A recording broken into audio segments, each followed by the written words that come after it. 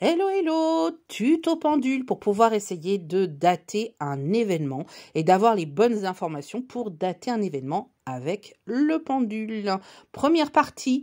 Alors déjà, je voudrais juste vous signaler qu'il faut que vous soyez sûr et que vous soyez certain que l'événement en question va et doit se dérouler et va arriver.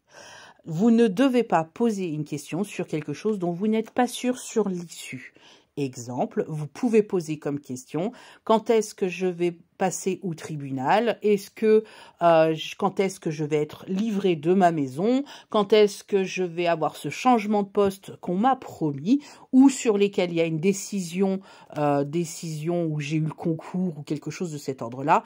Ce type de question est tout à fait pertinent pour le pendule. Mais il ne faut pas poser une question du type « Quand est-ce que le chéri dont je viens me séparer va revenir ?» L'issue n'étant pas certaine, avec le libre arbitre des uns et des autres, les choses peuvent évoluer de façon différente.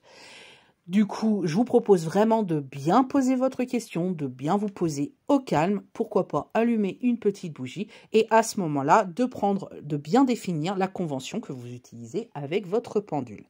Ici, par exemple, la convention de savoir comment je dis oui, je vais donc balancer c'est le pendule qui va se balancer assez tout seul dans le sens des aiguilles d'une montre. Si je dis non, c'est dans le sens inverse des aiguilles d'une montre. Alors, comme j'arrive pas à le faire parce que je suis en train de vous le montrer, c'est pas naturel, donc le pendule n'est pas tout à fait coopératif. Et pour avoir soit des chiffrements, soit une réponse entre deux, c'est-à-dire un peut-être, le pendule peut très bien balancer d'avant en arrière. Pour chacun, ça peut être différent. Voilà, simplement, il faut que vous soyez au clair avec votre façon à vous de penduler. Partie 2.